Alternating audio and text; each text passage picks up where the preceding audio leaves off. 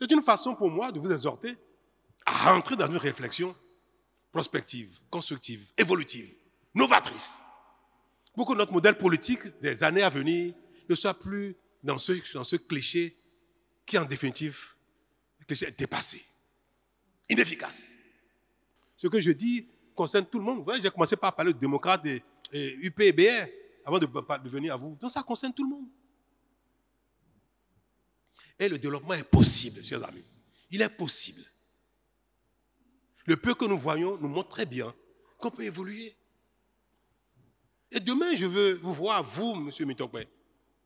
Même si le prochain président UP ou BR, s'il n'est pas démocrate, au cas où, vous serez peut-être ministre dans ce département-là, dans ce régime peut-être de demain. Pourquoi pas? Parce que vous êtes un homme engagé. Et c'est suffisant. Vous participez à l'action publique. C'est suffisant. Le modèle politique, le code électoral qui est en cours, qui serait chrysogène, qui instaure un modèle qui force les uns les autres à être ensemble pour faire le moins, pour que tout le monde soit dans la même creusée. 1, 2 ou 3 creusets. Allez, on est tous ensemble. Et puis, le débat a lieu au sein des creusets.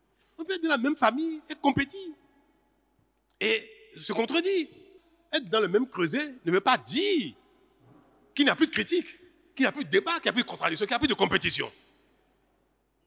La critique, le débat, la contradiction, la compétition peuvent être préservés même si nous sommes dans le même creuset.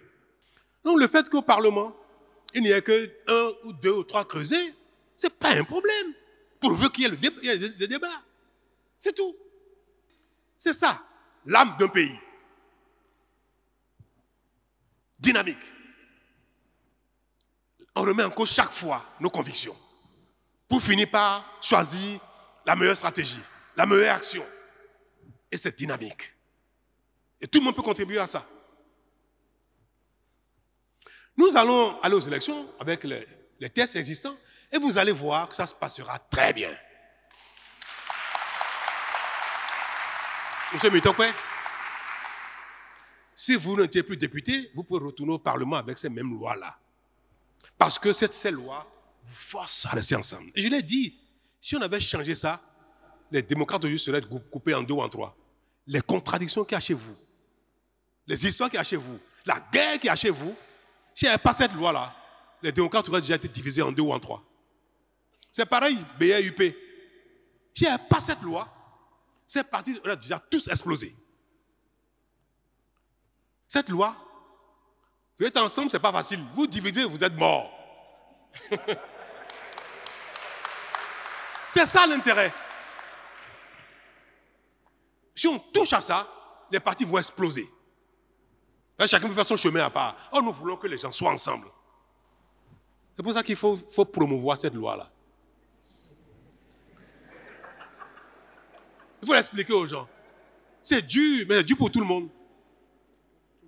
C'est dur pour tout le monde. Non, je ne sais pas quel est le parti qui est sûr de satisfaire toutes les conditions ici. Aucun parti n'est sûr de satisfaire les conditions. Aucun. Monsieur le Président, parce que le parti Les Démocrates n'a pas la parade. Les 2 autres partis ont la parade. En fait, c'est ça l'injustice que nous dénonçons le plus. Mais bon, c'est ça. Oui. Mais signer avec eux. Vous savez que c'est pas possible. La parade, c'est quoi? C'est pas disparaître. Hein? La parade, c'est pas disparaître. Hein? Vous savez ce qu'il a dit? Si les 2 UPBR signent un accord que après les élections, on va travailler ensemble. C'est tout ce que la loi demande. La loi dit, après les élections, ceux qui vont dire, après les élections, on va travailler ensemble, on peut compter leur voix ensemble. C'est une déclaration citoyenne.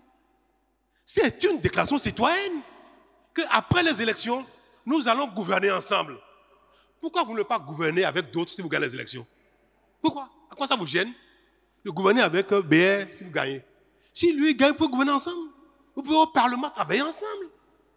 Donc c'est une loi qui dit simplement qu'après les élections, il faut que les gens s'engagent à dire élections finies, on travaille ensemble. Et vous refusez ça? Aujourd'hui, c'est le langage de vérité. Je sais que je veux laisser un héritage différent.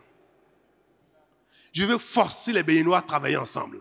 Je veux vous forcer à être jeunes du nord, du sud, de l'est ou l'est, de BAUP, n'importe quoi. Je veux vous forcer à travailler ensemble.